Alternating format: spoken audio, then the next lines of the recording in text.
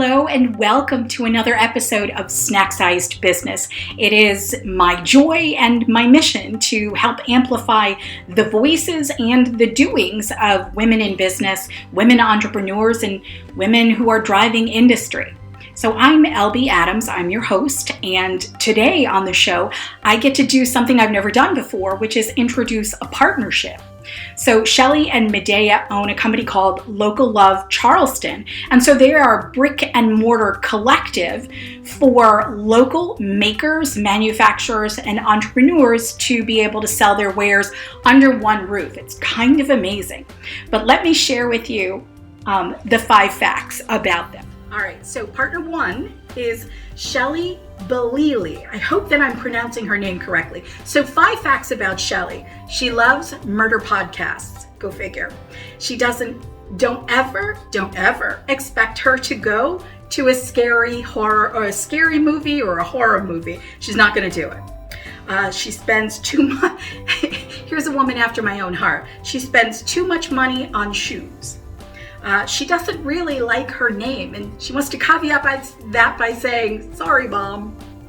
All right, Medea Duffy is our other partner, and she says that she operates under the epitome of Newton's law. Objects at rest or in motion tend to stay either at rest or in motion unless acted on by a force.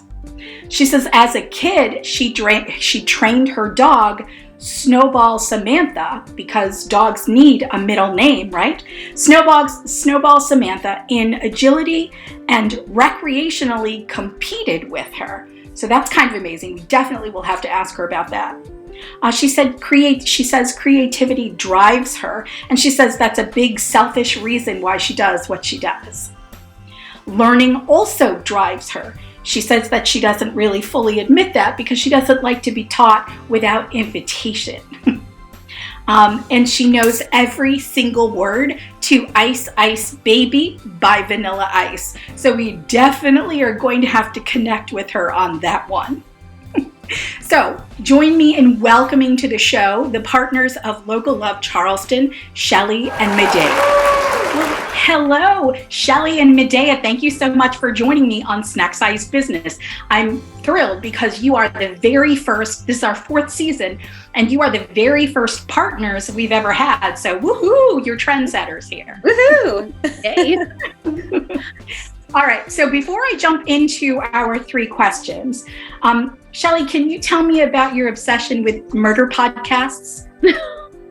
Everyone in my family is completely embarrassed of this because anytime everyone leaves my house, they come in and I'm watching or listening to a murder podcast and they're like, Mom, there's something wrong with you. Oh, that's very funny. I love it. I'm obsessed. Do you watch this like true crime reenactment show? Yes. Oh, yes.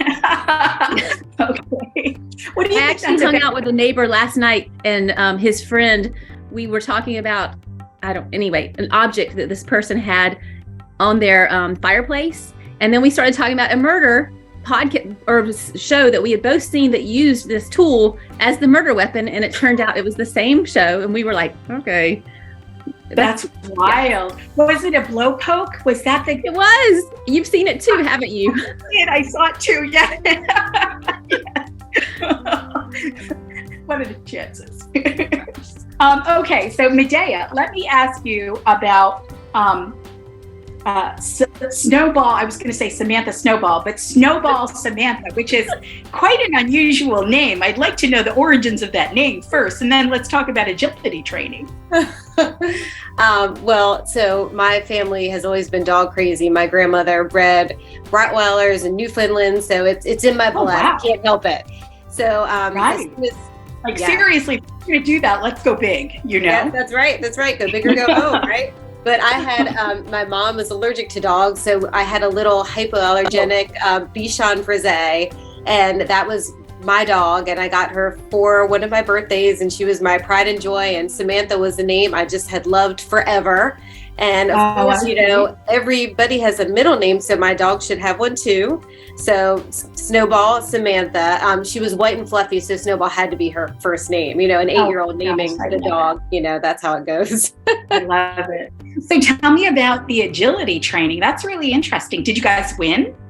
So we did win some, but it was pretty low key. It was more for fun. But I took her, of course, my grandmother also had a dog training school. So I took this dog, on a very regular basis to the dog training school. And then kind of a shoot off of that was a fun agility competition. And so I trained her to jump through hoops and, zigzag through cones and go over, tall bridges and back down as fast as we could. So I'm sure that amazing.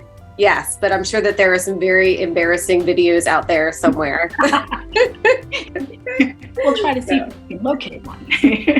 All right, so here's our first structured question. What conversation do you wish that you'd had, but you did not? It's a thing I think a lot of people think about, but as an adult, if you could talk with your grandparents, interview your grandparents, especially my paternal grandmother, who I mentioned before, as a kid, we interviewed them for school or just, we asked some questions, but as an adult, you realize how much more there is to life and there's so many more questions. So I really wish that she were here now to ask her things like adult things.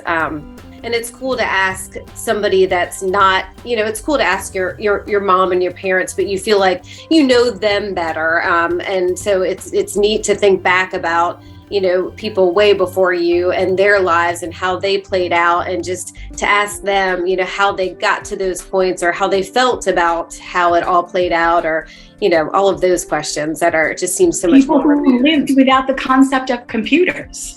Right. Right now, that's, unthinkable. Right. All right, Shelly, go ahead. I don't feel like I had any missed out conversations or anything that I look back and think that I didn't, other than in a similar situation as Medea. Maybe people that have passed on that I really wish I would have taken the time to have a conversation a little bit deeper. Second question. Each of you, tell me what you love most about what you do. I love seeing almost a movement happening in what we do, as far as people intentionally shopping local and making a point to support local. I feel like it has such momentum, and I feel like we're in the midst of it, and I feel like we're a part of it for sure. And so I just love knowing that we're a part of it. So yeah. That's amazing. Yeah, absolutely. And what about you, Medea? Well, I agree with Shelly, and to piggyback off of that, the reward that we get from seeing these makers, in their paths, whether they, continue what they were doing as makers and thrive and quit their day jobs and make this a full-time thing, or if when they change and, do something else creative, or just, bag it. It's just so neat to see the journeys of the makers that have been in our shop for a long period of time and just see how they develop. It's really You guys get really a bird's eye view or a really close-up view, rather, of the trajectory of different makers and different entrepreneurs. Like, you get to see the path. That's really interesting, right? Yeah, and to realize too that everybody has such a different path. I mean, that's something that Shelly and I didn't realize when we first started this. We kind of thought that everybody would be kind of similar, and what we'd offer them for our shop. We thought that we could just have, this would be what we offered and it would work for, most, but that is absolutely not the case. So everybody's got a very different situation, and it's so cool to see. It really is. Oh, I love that. And you guys have grown recently too. So can you talk a little bit about that? We're in a new space. I think, how many square feet, Medea? Like 2,400 square feet versus 110. So we have a packing area, and we have just a beautiful floor space, and it's just, we love it. It's what we needed. It's what our makers needed. And it's just a beautiful, we're really proud of what we've created. We've changed since we started 3 to 4 years ago. We've just been doing something different all the time. I mean, partly because of the pandemic. But so it's nice to be in a space for almost a year and feel like we're going to be in that space for several more years, so we can grow in that space and just really see how things, what's really working and what really isn't working, and just grow, but have stability in, our space. And so it's just cool, because I feel like it gives us more of we have a solid ground now, I feel like. And so we are more able to see what we can do to make things better. So it's cool. I love that. I definitely see the two of you and Local Love as part of the entrepreneurial ecosystem here. And I absolutely see you as a part of that, like a big part of it too. So kudos to you both. All right, I'm going to jump into the last question. So Shelly, you go first. Okay. What communication advice do you live by? Just always get it out there. Always. Don't hold it in. Things fester. You create conversations that are made up in your head if you let things stay in your mind, and then all of a sudden you don't like someone because you've already created a whole conversation between the two of you, or whatever situation. But yeah, I just always get it out there, even if it's not comfortable. I agree. So on that point, my husband and I, from the beginning, we started something we called the 48-hour rule. Like, you can get mad, you can be pissed at me, but if you don't talk about it within 48 hours, you don't get to. Like something really, really big. But like 48 hours, you've lost your opportunity because of that thing, like where things sit and fester. And then you go back to the person, you're like, 3 months ago on a Tuesday, you can't do that. You can't do that. All right, Medea, what communication advice do you live by? Honesty. I think it's so important to and it goes along with what Shelly's saying, but just to, just be honest overall, and don't get caught up in certain situations. I need to be a certain way because it's a certain person I'm talking to of a certain level or whatever. Just be honest, just overall, and things will just go better. I mean, go more smoothly, and everybody will feel more comfortable, and just honesty is always the best policy. Yeah. I don't disagree. Even as I grow older, like, I find more and more of that, and I have, and maybe this is the same for you, I have less tolerance for untruthfulness. Right. Yeah, it really bugs me. Okay. All right. So, Medea, would you please honor us with a little ice baby? Oh my gosh. I can now. I can. Act like a vandal, led up the stage and watch you jump like a vandal. Oh my God, that's amazing. All right. So, Shelly, I want to leave talking about shoes.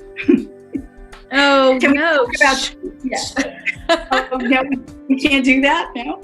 My husband might listen to this. He can't know. So, do you have a Very particular type of shoe? Do you have a particular type of shoe that you are obsessed over? No, not at all. I think all of them. And I think when they look cute, I have to try them, whether they're comfortable or not. That's the criteria. Like, it doesn't matter. They just have to be cute. That's right. I love that. A lot of donations. I do donate a lot of shoes also, though. So you got to keep the cycle going, right? A circle. You got to keep the cycle. Yeah, exactly. Well, thank you both so much for laughing with me and sharing, about your business. I'm so happy to amplify what you all do. I love it. So, can you tell the viewers or the listeners a little bit more about where they can connect with you and Local Love? yes. Sure. Yeah. Our physical address is 1238 Camp Road, and it's Suite E. We're 2 doors down from Paisanos in James Island. So, and then we're also online. Go ahead, Medea. Yep, you can find us online too at locallovechs.com, and we have a wide selection of our products on there. Not everything. You can also build a box on there and send it all around the country. Who doesn't love to build a box, man? No. And All right. you can find your amazing book in our shop too. So there's I wasn't going to say anything, but thank you so much. Snack size